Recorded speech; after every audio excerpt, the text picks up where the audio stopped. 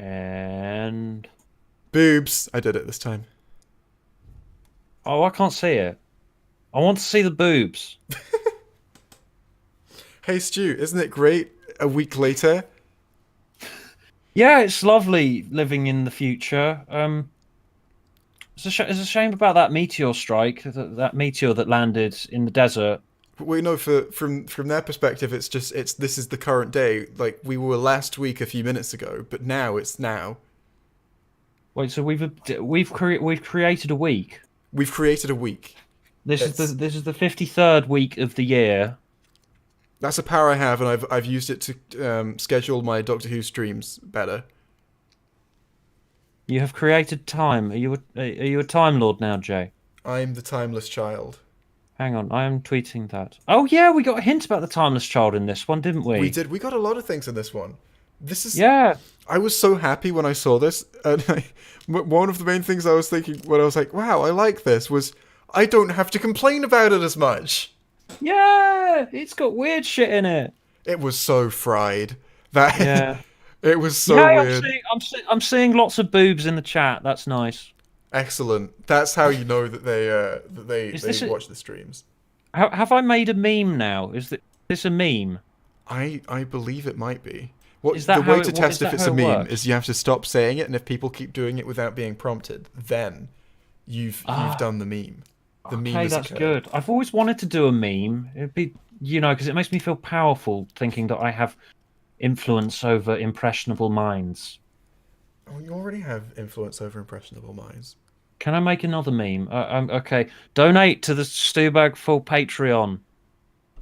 People who get like donating money to them become a meme. It is Stubag full fully one of the Patreon. most effective ways to make money. Stubag full Patreon. It's I'm just gonna keep saying it until people that, start typing it. so that's Stubag full Patreon. so that's how I feel about the intricacies of the characterization this episode. Stu, how do you feel about that? Stubag full Patreon. Just gonna keep saying that. Oh, did you see Um. the the person who set up a Kickstarter to raise £8 to create a potato salad and ended up getting like 50 grand or something? Oh yeah, he made a festival or something, didn't he? I don't know what he did with it. I mean, I can't remember. I think he made a festival. But legally, yeah, all he has to do with that money is make a potato salad. oh, the internet is amazing sometimes. It can be very shit, but it can be very amazing as well. So, we okay. Let's just talk about going into this episode. Right, we have it's in the trailers. I don't know if you watch. Do you watch the trailers? No, I never watch trailers for anything as a rule Right. So because they never give you any new information, and if they do, yeah, they just spoil it. exactly. Yeah. I mean, I watch the next time stuff, and occasionally, if I'm bored, I'll click on the trailer that's been uploaded by Doctor Who. But if I'm enjoying the season more, I will try to avoid the trailers. But that's the thing. I'm not. I wasn't too keen on Praxius, believe it or not. So I was like, yeah, fuck it. I'll watch the trailer. They played. I can't They. remember because it was so long ago that we talked about it. Oh yeah, yeah. It was quite. Well, it's been quite a while. It's been a long week. You know I've the grown another coronavirus limb. wiped the coronavirus wiped out London. Philomena Half the Kanka's prime population of minister. half the population of London. Yeah, Philomena Kanka's prime minister. That happened on Tuesday.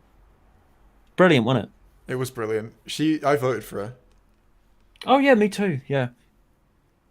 We've got okay. So Anyway, they played up. I interrupted your thoughts. I'm sorry. You. So I was just having it. I was about to restart my thought, and then you have to go. I'm sorry, I interrupted your thought.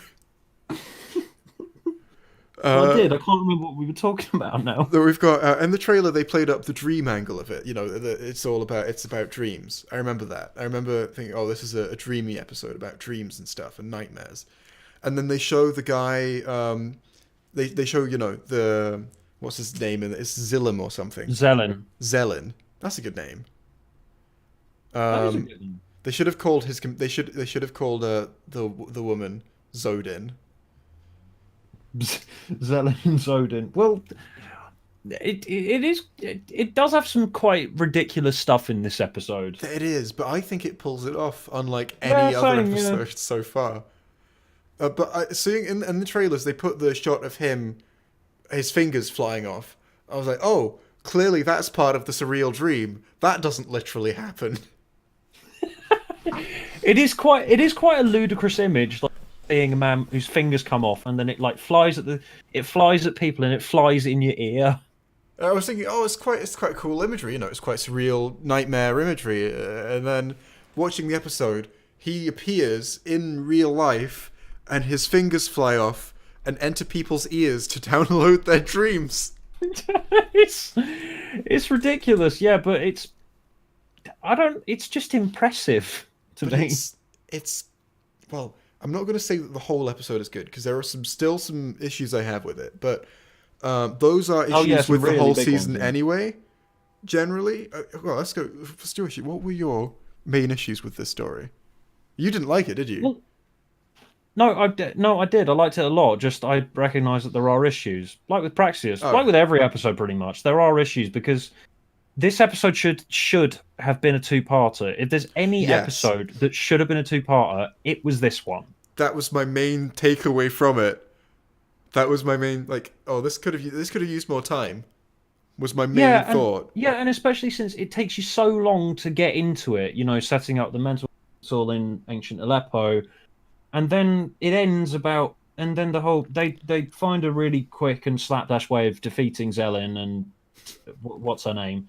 They find a really quick and slapdash way of defeating them at about minute 35, and then you got a 10-minute long coda. So you've only got like a 30-minute stretch with easily the two most interesting villains that we've seen in Doctor Who for quite a long time. I can't think of a new original villain that's more interesting than them, like in the new series, and that's high No, praise. yeah, that is very high praise. They don't do individual villains very much. It's not. It's more often about the collective enemies, the Cybermen, the Daleks, the. The old ones, yeah. But these Yeah, are just two people. Well, not people, but interdimensional godlike aliens from deep space. yeah, and they I are. yeah, the premise of this episode is kind of incredible. Yeah, It's taking like every time that been you've been in bed, you're not quite asleep yet, but you just sort of have this creeping feeling that there's someone or something in the room, and it shows you that there is someone or something in the room, and then it explodes into a cloud of like darkness, and then you reveal that he's actually this sinister godlike alien from deep space who's there to absorb your nightmares. It's terrifying and brilliant, and I love it. And more, please. yeah. I love that he's not got a plan any more sinister in the beginning than I want to give you bad dreams. That's like if someone broke into my house and was like, "I'm gonna make you have a bad dream," and like I realized they're being literal, and like they could teleport around and be like, "Okay, man, you can give me a bad dream if you want." So I'll accept that. Just like, just like that image is so. It's so fucking powerful and wonderful, and just again, like more, please. The actor playing Just him this, was just really this. really good. Oh yeah, totally. Yeah, he reminded me a lot of Billis from Torchwood. He reminded me a lot of Big Finish's Masters. Oh yeah, that too. Oh, what's his name? Alex something or other. Yeah, yeah, The quite a Neil's lot. dad from The Inbetweeners. Yeah, and I love that he's got this weird tattoo on his head as well. I was thinking. I was thinking when he started, delivering lines and seeming really quite sinister. I was like, man, I really like. I don't. Well, I'm unhappy that they brought the bastard back at all. But since they did, they should have got this guy to play him. Like, he is very good, and I think Yeah, he's a much stronger villain than the actual master in this season. yeah, and I just love the design of that, like the tattoo on his head as He well. looks It's so great. He looks really yeah, creepy. yeah, amazing. Oh, and he mentions the Eternals and the Guardian, Toy Maker. To me, that was just like, yes, this is Doctor Who. Yes, this is Doctor Who. Do more of this, please. Not just like a 30-minute chunk in the middle of this episode. But he is Chris Chibnall very knows what he's strong. doing, isn't he? Doesn't he? He's just torturing me. he's a very strong character, a very strong villain, and so is she. Although she gets less screen time, I think. It's like she gets one line where I was like, oh, that was a cool line, and that's the thing as well. I first heard it and I was like, wow, that was pretentious wank, and I'm like, she's a god. I think she's allowed to say pretentious wank. Yeah. She says, what is it? So go on. No, just it justifies it. Yeah. She walks up to him and goes, what do you think it's like to be such a puny creature trapped in such a limited body with such small scope, or something like that? But it sounds like more philosophical when she says it. I can't remember what the exact words are. And I remember thinking, wow, that was some wank. But she would totally say that. Oh yeah, exactly. Yeah. Oh, and one of my favorite moments in one of my favorite moments. All right, I'm gonna go out there and say one of my favorites in New Who is that bit where the mum is tucking the kid into bed, and the bed is the kid is saying, "Oh, I'm afraid of the boogeyman," and the mum goes, "There is no boogeyman. Calm down." She turns the light off and goes out of the room, and then suddenly the kid sees Zelen in his room, who just gives him the creepiest look and just goes, "That's not true." It's such a good scene. It's just so sinister, and like if you were gonna go even, what you'd have then is Zelen like use his mind to like make the kid's hand lift up, and then the kid's fingers to come off, and the kid to start screaming. Yeah, I don't think they get away with that, but I'd watch it. I'd watch the fuck out of it. It would be great. Yeah, just that scene was amazing, and I loved it. That whole bit where they were in the middle of the houses. That's the part where I was thinking, this is fucking good. Yeah. Just like, holy shit, it's actually doing something really like creepy and weird. There was okay. Do you remember ideas? Do you remember when Doctor Who had ideas? I was like, I'm thinking, man, I would love to see these villains go up against other Doctors that I like. You know, I'd love to see Paul McGann face off against this guy. I'd love to see. Oh yeah, totally, yeah. You know who I think would actually be strong against him is Colin Baker, but. Yeah, that's true as well. Yeah. Guy who's on screen right now, I don't know your real name, but please go and work for Big Finish. And Big Finish, please get a visual budget. Oh yeah, well they don't have the rights to do anything visual. Oh, don't they? Oh, okay. I had an email correspondence with them about it. Oh, cool. And the guy. Hang on, I'm looking up this guy's name just so that we know. The guy who said, the guy who I emailed from Big Finish, that I emailed like their customer get in touch thing, I think. They're very like casual, like, yeah, you can just ask us whatever you want about how we work, how we operate. Okay. And he said, if they were going to do anything visual, what they would do is they would only do it after there was no mainstream visual Doctor Who anymore. So it would be like if the main show gets cancelled, they'd try to buy the rights. Yeah, that makes sense because you don't want to like steal the thunder from the main show. His name is Ian Gelder. Ian. Yeah, he's an Ian. Do more, please, Ian. Yeah, please do more, Ian. Oh, apparently he was in Torture with Children of Earth and Game of Thrones. Oh, who was he in Children of Earth? I don't know. I'm having a look because he's a very like. He could have been the 456. Someone called Mr. Decker. I don't remember that character. No, I don't remember that either. I need to watch Children of Earth again. But yeah, he's so amazing, and just the concept and the performance, and I love it so much. So, but it kind of I love it in pretty much equal proportions to what I don't love in this episode, which is just how slapdash the characterization of Ryan's friend with depression is. Yeah, it's quite. I think he's better than most of the incidental characters in the series. I think he's better executed than most of them. But it is very slapdash. See, that's the thing. It's the principle of the thing that gets me. I just think if you're going to try and cover depression in Doctor Who, you should put a lot more attention on it. Yeah. go deep into this subject. You shouldn't just use it as like this is a thing that, or all right. So what's this character's thing? Oh, he has depression, It because is that quite makes it just, tacked on. it is tacked on. It's very surface level. It's very brushed off, and like and like that's what keeps people in the hole of depression in the real world. I know, I've suffered from it. You don't brush this sort of thing off lightly, and in this, it's just like a couple of scenes, Well, it's like I don't know if they and were just that suggesting that really he's got over fucking it, pissed me but off. it's I don't know if they were suggesting that he's got over it or that he's. Well, no, no, of I course mean, not, I of course hope not, not. But of course not, of course not. It's just you've only got 50 minutes to play with. yeah, exactly. Plus, they waste a lot of time in Aleppo in an arc that you could literally cut out without making any substantial difference to the story. Yeah, Cut out the bit in Aleppo with the weird bad CGI bears. yeah, that didn't. Yeah, that didn't matter. That didn't matter whatsoever. Just have the companions go home, visit their friends. They're seeing this guy in their dreams. They find the guy. They find the guy on the spaceship. I'm the godlike alien from deep space. Yeah, that's all you needed. You didn't need Aleppo at all.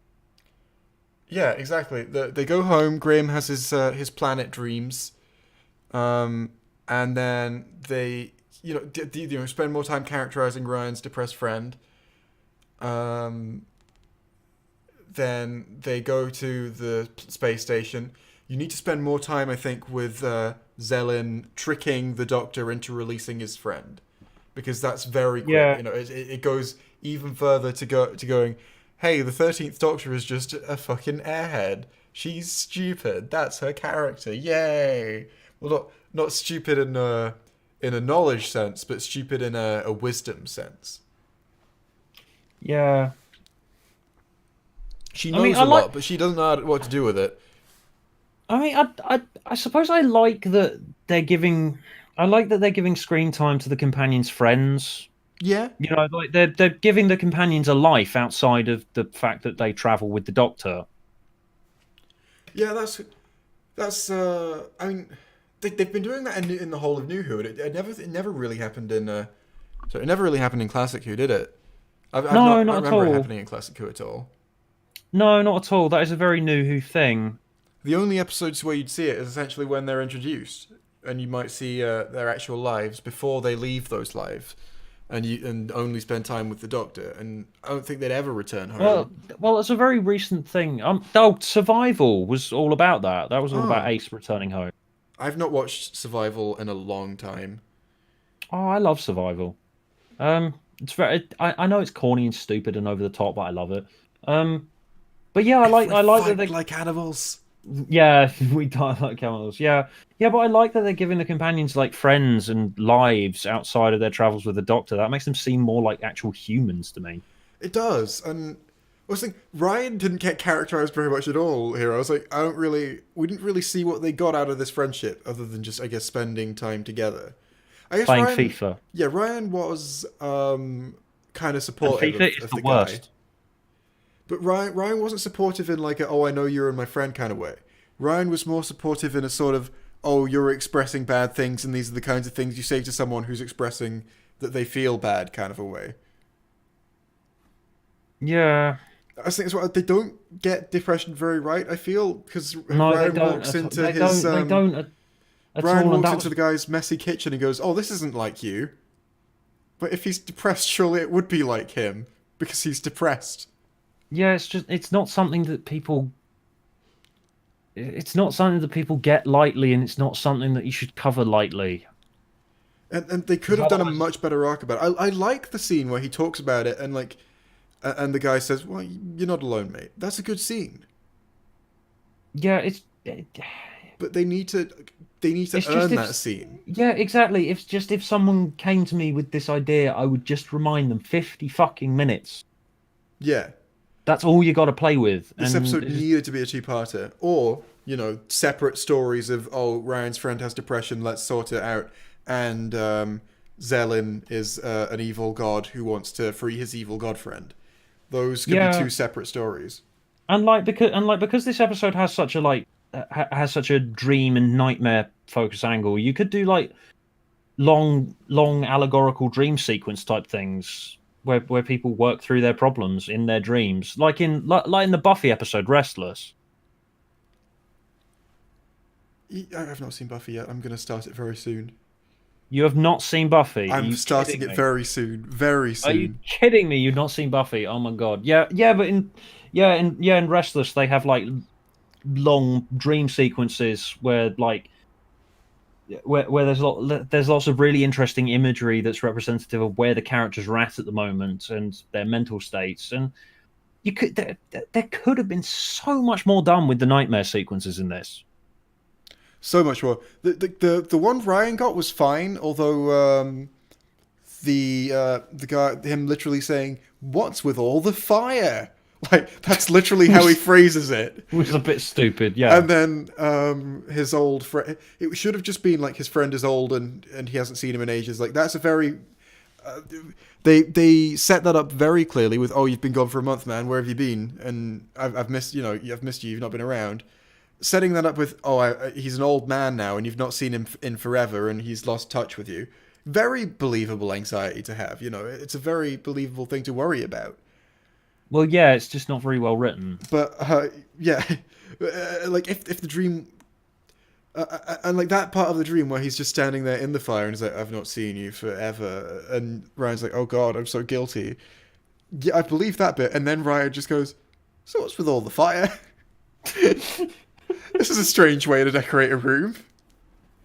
And then, But then again, that's Ryan generally. He's well, that's because just he doesn't have a character. He just says things no, that he the plot doesn't. wants him to say.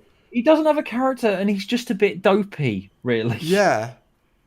Like in series 11, where literally his only defining thing that he says is like, "I lost my nan." That's all he says all the time. Like that scene in The Witchfinders where he meets King James, and King James is telling him all about his life, and his response is, "Sounds hard. I lost my nan."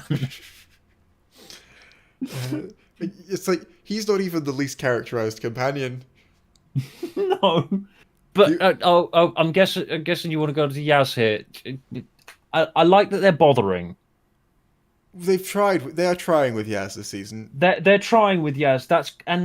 This is like with Praxius. I can sort of see them starting to look at the criticisms that they got last season. I'm I'm trying to encourage them. It's just like, go on, baby steps, go on, baby steps, go on. I almost think this season does actually exist. I think it might be a conscious effort to go, "Oh, people didn't like last season." Oh, sorry, you're cutting off there. Oh, hang on. Let me change the server that we're. Let me change the region. Oh, all right. Hang on. Hello. Hello. Hello. Hello. I forgot Hello. what I was Sorry, saying. you were saying. I forgot what I was saying. Oh yeah. Yeah, I was just. I feel like this is this season is a direct response to the criticisms a lot of season 11 got, because they've changed up so much. They've constructed it instead. It's much less original and it's much more constructed from tried and tested things. And the most characterized companion is Yaz, who last season was the companion that everyone joked wasn't even a character.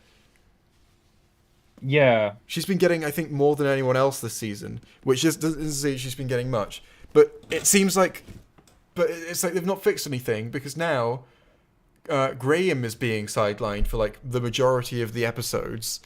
I don't think Graham has hardly had any character building this season. Oh yeah, there was. He has the cancer dream in this. Yeah. Which is quite a nice and horrifying sequence where he wakes up in hospital and Grace is there and she says that his cancer's come back. "You're my dead And then wife." it's just sort of, you're my dead wife. And then it's just sort of done. And then at the end of the episode, he's talking to the doctor about it, and she's just sort of like, "Oh my god, that is sad. Okay, episode ends. Bye." Yeah, and I hate that they've done. I hate what they've done with the doctor as well. That is how she reacts. She goes, "I'm a bit socially awkward." That's literally what she says. I know, right? I mean, okay. Again, 50 fucking minutes. I did watch this You expect- directly after watching Seeds of Doom and Horror of Fang Rock. I was comparing her, as she said That that, is a bad directly to the idea. Fourth Doctor. The Fourth Doctor does a lot of stuff that if you saw someone do it, you'd be like, "Man, that's fucking awkward." But he does that not because he believes he is socially awkward. It's because he doesn't care enough about to put in the effort to not seem awkward. Like he's talking to the scientists in Seeds of Doom. He just arrives, and they go he arrives at the camp, and they say, "Oh, when we heard that they were sending a doctor, we were expecting someone much older." And he says, "Oh, I'm 749." You're like, wow, that would be an incredibly awkward thing to say, but he just doesn't give a shit, and he said it because it's true. And like, don't watch good episodes before watching what's happening on the show now, Jay. I know, And of course you're not going to enjoy it. But it's like Jodie's characterization is like most doctors are just to some degree characterized that way. Of the whole, they don't, they do awkward things, but it's because they don't really care. You know, they don't. It's not that they are incapable of socially blending, because they generally seem to be able to blend socially. But it's because they just don't give a shit. Yeah. And then the 13th Doctor's characterization is literally the opposite of that. Is she seems to really want to blend, but she's incapable of it, and keeps talking about how she's awkward and seems to dislike how awkward she is, which is like just the opposite character. It's like, oh, we've turned the Doctor into just someone else, which doesn't help the whole first female Doctor angle. I'm gonna keep hold on my theory that she's the Rani and Ruth Doctor is real Doctor. That's my headcanon. Yeah, hopefully that happens. I'm pretty sure that Ruth Doctor is the timeless child though, and they're gonna do something wanky with it. They're gonna. I thought the lady trapped in the prison was gonna be the timeless child. I thought she was gonna be like the grown up timeless child and or something, but she wasn't. They did introduce her in a very similar way, you know, with the kind of the surreal dream flashes of visions of her. Yeah. And we're approaching the finale now, so I really did think that's what we were going to be getting, but it just we didn't get that. It's just sort of, yeah, Can You Hear Me just sort of seems to have been treated like just another episode, when I don't think they realised like how amazing the idea of Zelen was. I'm not sure if it is the idea of Zelen. I think he just is very well acted, and like Yeah, his script well. script is fine, Well, but I don't think I would have well, realised if I was writing it how strong he is until I actually saw him performing it. Well, as I said, I love the concept of just you wake up and you see someone in the room, and he's this creepy man from deep space who's going to give you nightmares. I just love that concept. It is a very strong concept. It needed to be two parts. If you're going to have that strong concept and this ensemble cast, but and imagine like giving all three of your companions these extended lives, and you've also got the Aleppo stuff, which could have just been ditched altogether. This needed two parts. it absolutely needed two parts, or you know, or more focus on one of the individual aspects it's playing with. Yeah, just one. Yeah. It could have been a three-part story where you first meet Ryan's depressed friend in the first episode, and they essentially have, you know, they and then the sinister mystery builds in the background, where you literally don't find out why this weird guy keeps appearing the whole time. You literally don't know what he is. Mystery. Do you remember Mysteries? Part 2 could be the Aleppo stuff. If I would cut that out, but you know, it could be. I would just cut that out though and go straight to what would instead be part 2. But if we were doing the Aleppo stuff, it would be part 3, which would be the Zelen tricking the Doctor into releasing his friend. And then the final change I would make is, do the writers now have like, are they adverse to making the Doctor ever lose ever anything? Because it's like she gets like absolutely played in this episode, but then by the end of the story, she just goes and traps him again. It's like it's just like the story goes and plays out. It's like, here's how the Doctor gets tricked, and then it ends on the note where essentially it may as well end with a title card that says, and then she won. Wasn't a particularly big fan of that. The plot's quite weak in this one. So go on. Yeah, yeah. The Doctor hasn't really lost, has she? No, I'm trying to think. she has like low points, but she's never. I don't think she's ever had a Genesis of the Daleks where she leaves going, well, fuck. That was a bit shit, wasn't it? Ah, Um,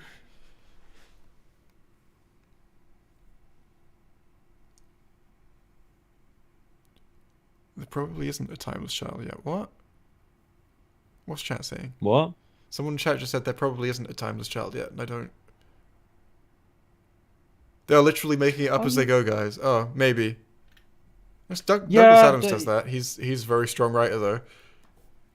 yeah, yeah, that is possible because weren't there all those there were all those news articles a little while ago from Jodie saying that we might not find out who the timeless child is this season. Oh God, please no! Don't let that be what happens. Oh, that's totally Which what they're gonna do.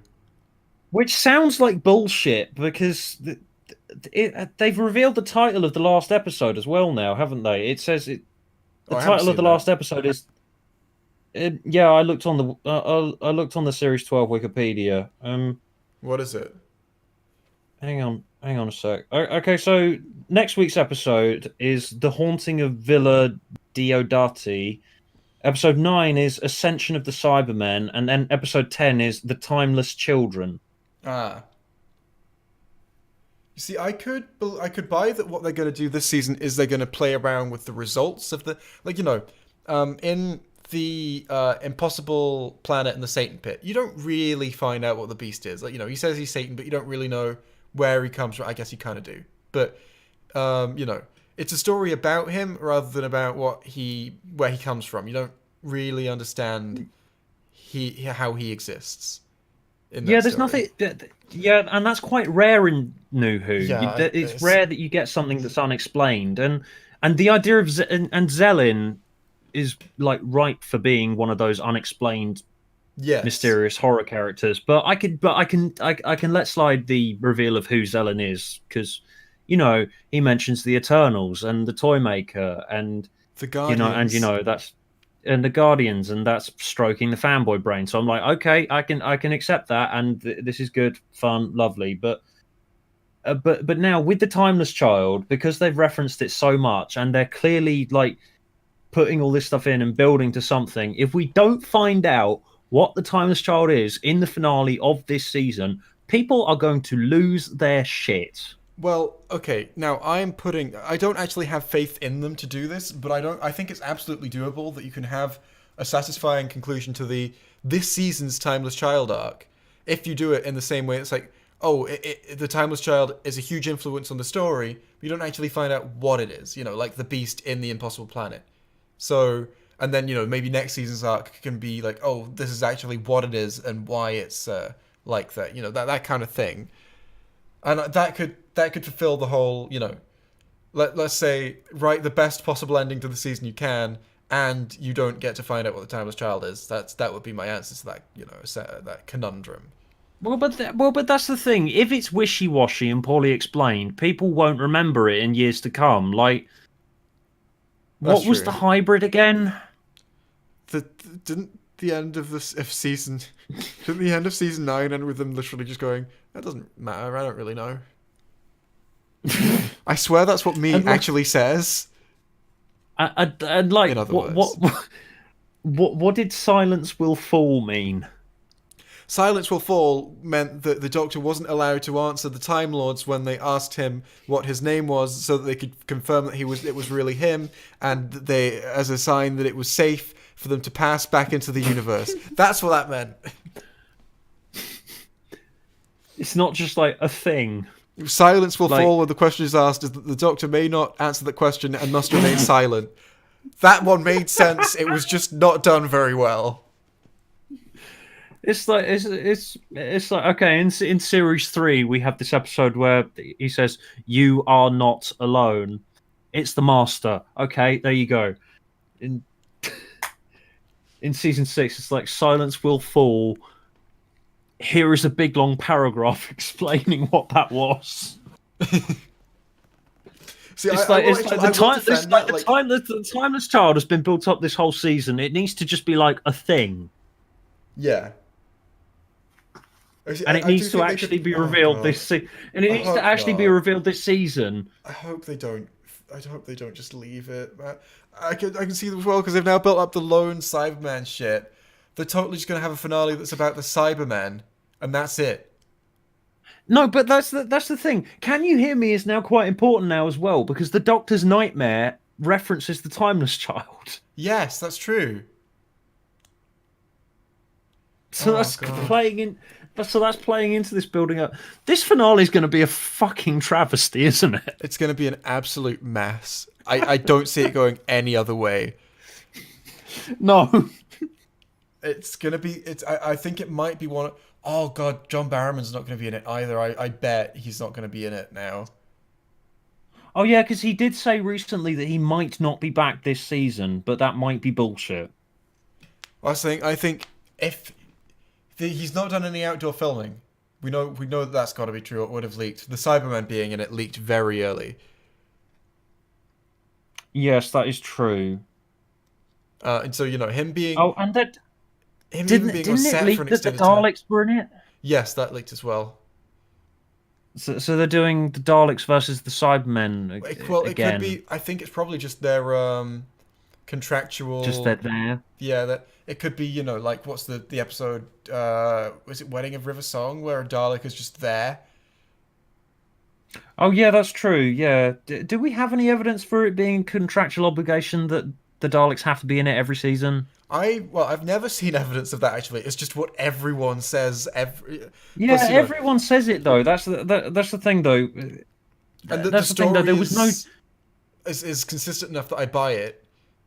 And it fits. They always shoehorn a Dalek in somehow. Like Waters of Mars would have been the first year without a Dalek appearing on screen, and they have just a random scene And which they feels have just that really out of random place, scene. where they're like, there was a Dalek, it went into space, and But that's 28, but 2018 though. yeah, I don't understand that. Yeah, 2018. There was no Dalek on screen in 2018. Maybe I don't know. I don't know how it works legally. That's the first like contradiction of the whole. The Daleks have got to be on screen every year, or well, actually no, they Maybe weren't they. in 2016 where there was just no season. Yeah, there was no season. Oh, but in 2016 they showed that little scene with Bill when they introduced Bill. They Oh, and that showed that that little scene from the pilot. I guess that is that actually how they pulled it off then? I guess. I think that might have been how they pulled it off. That was how I thought they'd pulled it off at the time. Well, the whole thing is that the Daleks are still owned by Terry Nation's estate, and they have to earn the rights to the Daleks separately to the rights to the rest of Doctor Who. And I interestingly think enough, the original plan for season one was if they couldn't get the rights to the Dalek, the Toclophane, the design they eventually used for them, were going to be the creatures that that the Time Lords did the Time War with. Oh yeah, I knew that one. Yeah. Yeah, I think 2018 is the only one where I can't think of where they used a Dalek on screen. No, I can't. I don't know if they did. Is the thing. Was there like any Yeah. flashbacks in it? That could have been it. Yeah, it could have been. I can't remember it though. I don't know. I don't know. I But have yeah. bad feelings about this finale. I'm very well. I'm morbidly excited if there's such a thing. Uh, Yeah, but that's the thing. As I said, because it's been built up so much, and the timeless child's importance is emphasized by the fact it's the Doctor's nightmare. Because isn't this whole thing like Zelen is supposed to be creating their worst nightmares? I guess yeah. That is the thing. The Doctor's had lots of worse nightmares. I can't believe that it was the fucking crack in the wall in the season 6 arc. It's like no, shut up. Hmm. Do you want to see the Daleks by the way? The Okay. leak. We've got this is the photo that's been going around. I'll put it on stream as well. I will, but that'll take a quick second. What do you think? Are those the 2005 designs? Yes. Yes, they are. They've clearly given up on redesigning them. I like that. I wish they'd give up on constantly redesigning every other element of the show as well, though.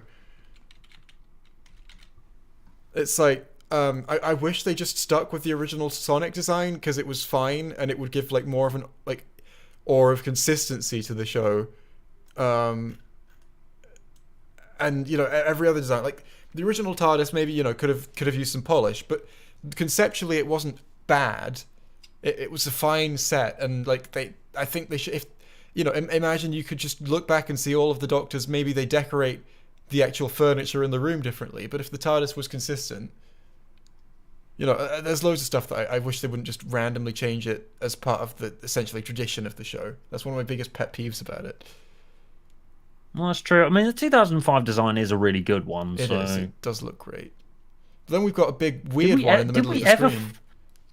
did we ever find out what happened to the Paradigm Daleks? I think they're treated as like just they're treated as just like a special kind of casing, like a variant in Asylum, and then nothing ever they never show up again. Did they do like an Itchy and Scratchy and Poochie show where it's I have to go now, my planet needs me. uh, Everyone no, hated they us. didn't even acknowledge it.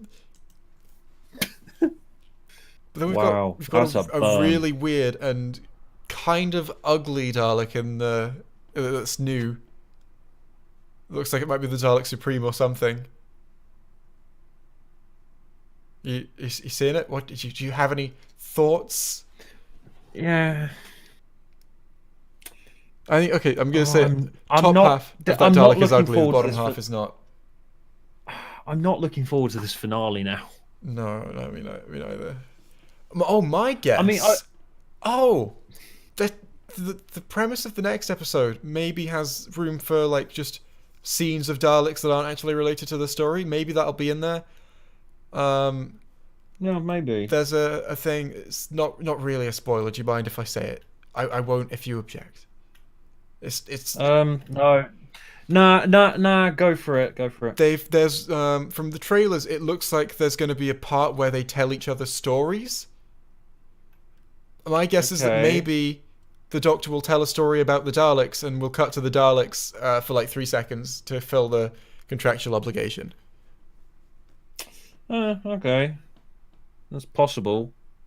I do still think that it's probably going to be a Daleks versus Cyberman finale because it was done in the past and we're going to just sort of do things that we did in the past again. But I think Chris, while he's copying the formulas of the past, I think he would do a he knows to do like new spins on it. He didn't just do the Master Fob Watch reveal again word for word. He did a very similar reveal but changed the specifics so that it feels original to people who aren't Well, he cobbled paying it together from attention. different elements. He cobbled Yeah. it together from different elements, but as I said, the structure of the episode is essentially "Let's kill Hitler."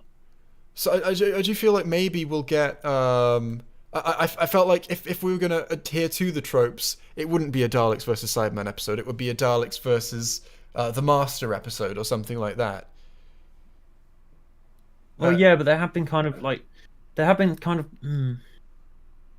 Sorry, I lost my train of thought but there. we do know that the Master is probably going to be in it. All right, I mean that makes sense.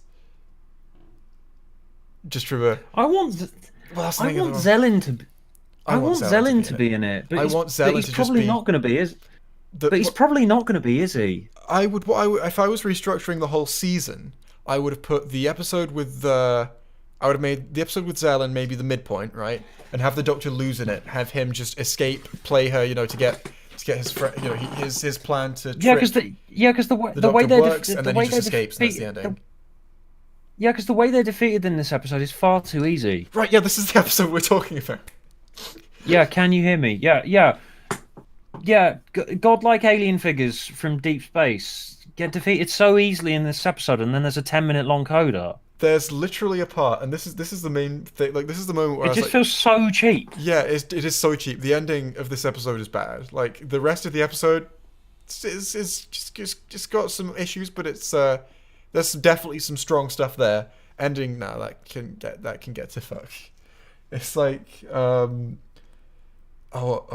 There's a really stupid line in it as well. It's this is what it's like. Oh, I thought this episode was going to be good, but the bear creatures that are tormenting the Syrian lady, right, at the beginning of the story. Yeah. They so they're back in ancient Syria. I'm not sure how far back ancient Syria go. Ancient means, but you know, like the history. They're in history, and they're in Syria, and Zelen is there. And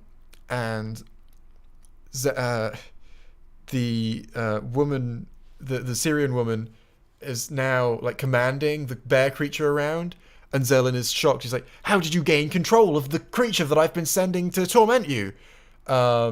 And because it's representational of her fear, Yaz just goes, "She conquered her fear," and you're like, I was just sitting there going, "That's a clever pun, but how the fuck did you do it?" You can't just say that. You can't just say Explain, I beat it please. because I beat it. Because I'm good and you're bad. Like the whole she conquered her fear line would be the kind of line that would be clever to say if we actually saw how it was accomplished. Well, as I said, two parts. Yeah, two It's just parts. so And also cut the so Aleppo slap. shit, so that's not even there. Yeah, it's just so slapdash and reductive. I feel like we could fully. That's the thing. I think we've been. One of our main things is to rewrite every episode into something that's much better. Make us the script editors, BBC, Yeah, we know what to cut. Go around with a and what massive, to expand. go around with a massive pair of scissors. Cut Orphan 55. Cut at least one character. Just have one character. Pick one. So it also bugs me about this as well. This is one of the earlier flaws in the story. Is that hey, it's actually something that's done. It's executed quite effectively, but it's the characterization of the Doctor as a needy, like a needy, awkward, um, like needy, awkward, and cares what people think. Where at the beginning of the episode, like she drops off the companions in Sheffield, and they say, "Oh, meet you same place here tomorrow," and then you see her considering, "I could just go straight to tomorrow right now. I could travel forward in time and just pick them up right away." And from my perspective, I've not waited. I'm like, "Oh, that's actually good characterization because that's showing. It's not telling you what her motivation is. It's showing you what she wants through her actions, right?" And it would be much stronger if she literally did that. And I think that's what she should have done instead of because that would give the characterization without her just saying that that's what she wants to do. And she would go to the next day, and then she would Graham would be like, "I saw planets," and Ryan would be like, "There's a creepy guy spooking my friend," and Yaz would be like, "I'm also here, I think," and uh, yeah, And then just sends her to Aleppo because we want to do Aleppo for some yeah. reason. But if she actually did it, then you'd have the character building, and you'd have her motivations very clearly spelled out. But I don't like that. And then they when she goes to Aleppo, it's quite strong as well. It's quite well done because she keeps going to talk to the companions and then realizing they're not there, and you're like, wow, she's fucking like codependent on these people, which is like the opposite of what the Doctor actually is. She's not playing the Doctor, but she's playing the character that she is playing really well. Yeah, and this could be this again could be part of this axis of maybe we're going to do something deeper with the Doctor's character in the finale, but they're probably not because my hopes are falling to pieces. Well, that's the thing as well. They've not done any more of the Dark Doctor stuff that they. I guess it No, literally that's just gone now, is. isn't it? Yeah, it's fully just gone. It literally is. They had the Doctor throw the Master to the Nazis and yell at some aliens about how they're worthless pieces of shit, and none of that was deliberate characterization. They just sort of didn't realize what that meant for her character. I don't know. Maybe this got. I don't know. Maybe this whole darker Doctor character angle. Maybe it got written back into these script But then back. Maybe it again, got written back into these stories after they realized that that's the direction they want to go with it. though, we did have with the end of Spyfall where she was like, where they were like, "Oh, Doctor, you've been so cut off from us," and then they just abandoned that for like the next 3 episodes until Fugitive of the Jadoon, where I think you brought this up in your review, right? Where her being distant from the companions was completely ignored until they wanted to actually deal with that character trait that they'd set up again. So then everything that happens in between is completely worthless. Yeah. So I think maybe they'll Which do that with the Dark Doctor. They'll get to the finale and they'll be like, "Doctor, remember how you did horrible things?" And she'll be like, "Yeah, I've not done any of those for a while, but I did do them." And it's like episodes like "Can You Hear Me" do not deserve that. Oh yeah. I imagine the Doctor going rage mode when she realized she's been tricked. Yeah, "Can You Hear Me" should have carried so much more weight It really should. in the wider context of the season. Like, you see the Doctor's nightmare here, She's like, and you don't really get a sense of her like terror at the thought of the timeless child, which we don't know what it is yet. yeah, and then she just loses, and then she's like, "Well, guess I lost, lol." Yeah, this episode should have meant so much more, and it could have been so much better. What was there was good, just Well, some of it. more. Well, some of it, The yeah, but scenes just with more. the scenes with I think the highlights of the whole season so far for me have been the scenes with Jack, even though they could have been executed better, but like they were solid. They were a good start. And the scenes with Zelen and what do you know? Do you remember what the other god was called? Um, no, Zelen and not Zelen. Zelen and other one. Those two. Essentially, what I want is an episode where Jack faces off against Zelen, and then we've got like those are the two things that Chris can apparently write. Fuck it, let's just have that. Have a full season of Jack versus Zelen, please, Chris. Yeah, No just do supporting that. Maybe a characters. spin-off. What, something like Torchwood? Yeah, Rakia. Actually, Rakia. I almost feel like Chris can write I'm Jack. looking at. Wait, what? Her name is Rakia. Oh, that's a weird name. Rakia. I don't know how it's pronounced. Weird conspiracy theory time. But this, I just thought this, and I was like, hang on, there might be some truth to this. Chris first wrote Jack under supervision, didn't he? Under Russell T's supervision. Well, Russell came up with the Russell sort of gave Torchwood to Chris, and he was Yeah. head writer on Torchwood. But I assume that Russell, went through the character with Chris. Like, Yeah. it'd be very strange if he never did that. So, my guess is that Jack is one of the strongest written characters in this season because he's the only character that Chris is writing that he's been told how to write instead of coming up with how he wants to write them himself. Which is really damning to Yeah. Chris, but like the pattern does follow. Well, yeah, he can play with other people's toys, but he can't make his own toys. Yeah, and that is very apparent in a lot of his writing. Is that the strongest things he writes are patchworks of other people's projects. Yeah, whereas whereas his new characters, there's not really anything there. No. Oh, that's Well, there is some stuff there, but it contradicts what we already know about the character. well, yeah, there's some stuff there, and it's trying like quite like the Yaz scenes in this one. It's a bit. It's quite soppy, but I am quite soppy, so. At this point, I'm getting to the end of like things I'm thinking to say naturally, so I'm starting to look through my notes, and I realized the first thing I wrote was and normally when I write this, it's a metaphor for how a character is speaking and how you can hear that they're just directly talking to the audience. But no, in this episode, right at the beginning, a character literally looks directly into the camera, and they just use that take. It's weird.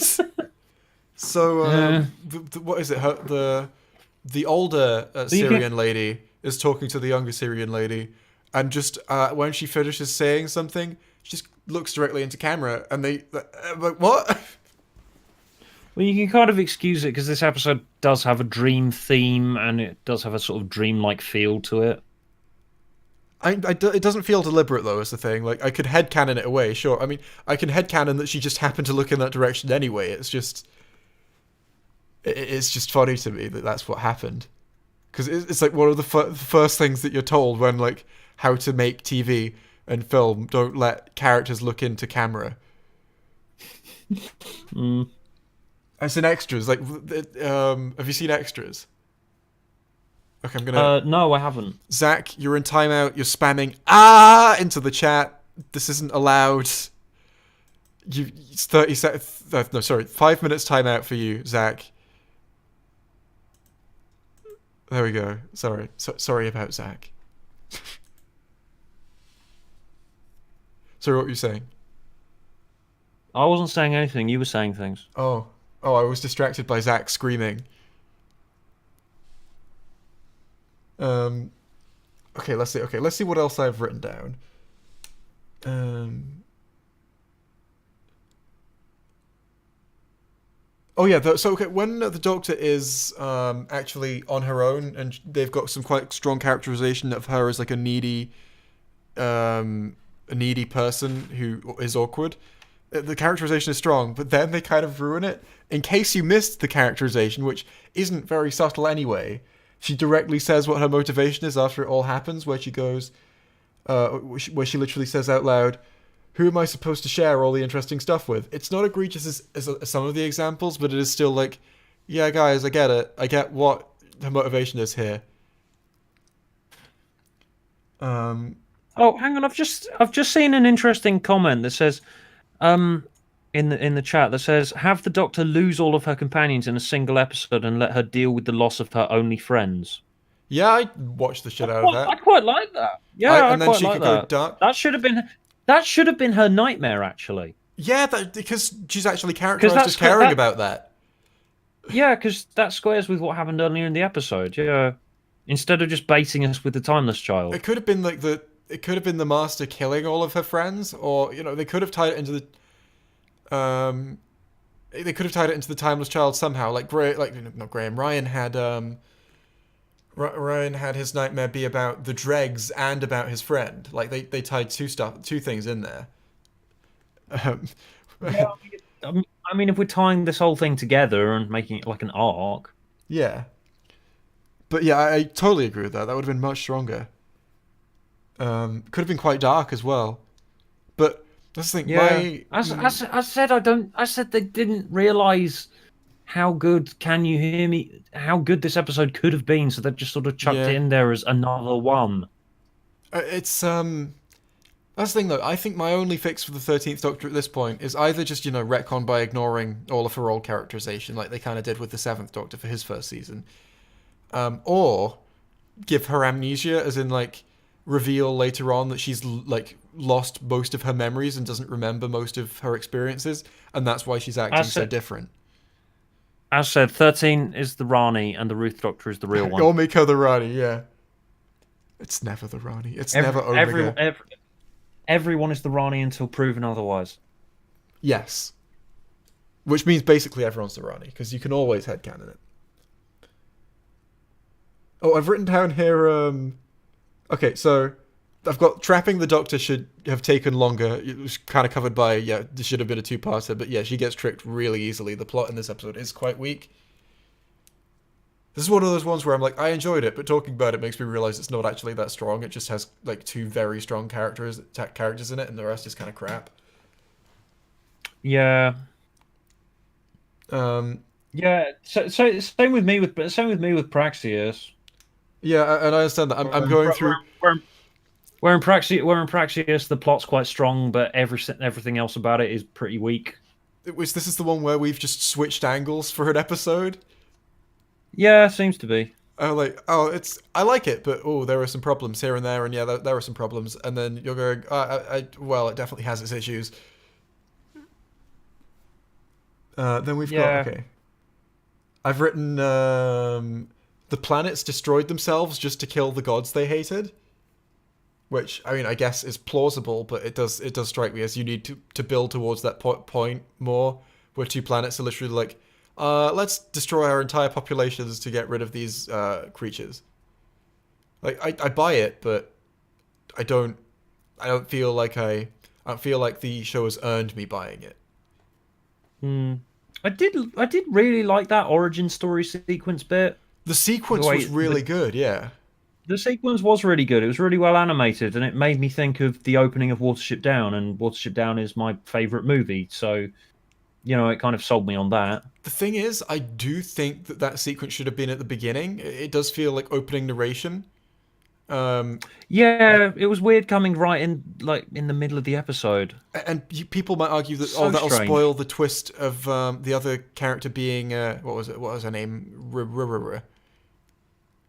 It would have spoiled Rakia. the twist of Rakia being it would have being evil. But like that's not that shocking of a twist anyway because we're not that invested in the situation. We've been at it for like 10 minutes. It turns out that lady is evil and now she's evil. Like that's Yeah, there's just so much stuff in this episode. yeah. So those Too stakes aren't much. that built up anyway. So it's not like he's spoiling much by putting that intro at the beginning and revealing that there are two of them. Okay, you can kind of figure out that the one they're freeing is probably the other one, but still, like it doesn't absolutely definitively give it away. But yeah, to me the montage is really cool. It looks awesome. It's well narrated. It's pretty. But it's a symptom of bad writing and bad structure. I think that it is where it is. Yeah, It's like I mean, first of all, whenever you have a sequence like that, it's basically just the writer admitting that they can't find a way to organically put that information in the story. Imagine part one where the Doctor actually figures out that that's what happened to these planets, and Zelen is just there in the background, and then part two is them dealing with Zelen as a whole. Uh, yeah, I've written, I've written here. I think we might have covered these things. I've written two-parter and mental health story is nice but feels tacked on. yeah. We have covered those. It's like those are like some Do of the main do talking points. yeah, because like do not cover depression unless you're going to go deep in on it. Because Yeah, if you do depression in a surface level, if you do it in a surface level way where it's just another thing in a story, and you send the message to the viewer that you're acting as if you're brushing it to one side, and that is that is a big problem for people that suffer from depression in the real world, just sort of shoving it to one side. it is. This and sort just of and does just it and perpetuate just the it and idea. just it really it really pissed me off. If this was like the whole way, if all portrayal of depression in media was like this, like if this was the trope, if this was the normal way to portray depression in media, it would I think perpetuate the idea that people should just cheer up. Like that's almost how it's Just presented go in and this. just Yeah, go and talk to some people about it for a bit, which and it's it's like important to encourage. It's important to yeah, encourage people to talk about depression, yes, but it's not that easy. just going and talking to people is very good advice for people with depression. Like yeah, that's gonna help, but it doesn't make depression go away. No, it's not that easy. You should, and it's not something that you can do in again 50 minutes, 50 fucking minutes, and this episode's expecting itself to do so much. Um, oh yeah, then I've got. This is really fun. I doubt that a lot of people picked up on this. I'm not sure. Okay, so Yaz, it took now it canonically, and I don't know if this is realistic, but it struck me as really not. It is now canonical that it took Yaz 2 years to go from not caring about being a policeman to being a policeman. Wait, two? Yeah, Wait, 2 years? I missed that. in her flashback, which is set 3 years ago, the police officer comes up to her and says, Oh talks yeah, to she her, goes and from she being she yeah, doesn't she goes from she thinks that at that point that she treats the police officer as having like a crap job. I think she says something that makes me think, oh, she doesn't care, like she doesn't want to be a policeman. She thinks she doesn't relate to it, right? She's not working towards that yet. Then she's already a police officer when we first meet her, which is set a year before this current episode, and the flashback is 3 years ago. It canonically took Yaz 2 years to go from I don't want to be a cop to I am a cop. Are Yeah, any that is cops in odd. chat want to tell us how long it took you to get your job?